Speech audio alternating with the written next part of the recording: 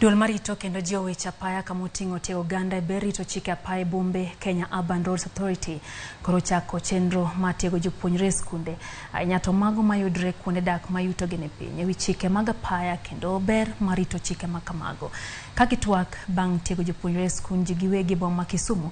Gilbert Onalo maen jalo weche apaya nowacho ni chenro no biro neno ni jopuonjre go orito chike mag apaya kendo neno ni kwand masiche mag apaya odok chien.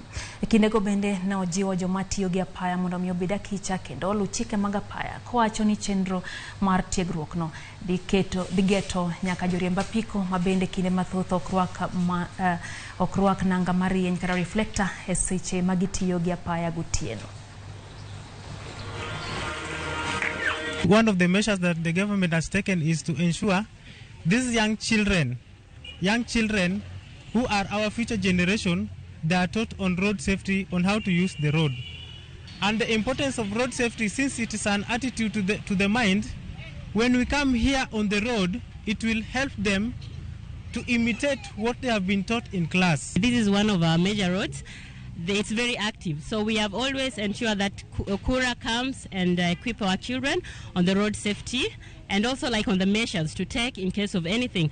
First aid classes, we taught it. They came and taught it last 2 weeks ago, so they were following up with the road safety practicals. That is why we are out here. As we know that young kids, they are always supposed to be reminded every now and again, whereby knocks can occur anywhere, even by themselves, big vehicles or the small ones. I've learned how to cross the road, and when you're crossing the road, you look left, right, left again. When the road is clear, you pass, but you don't run.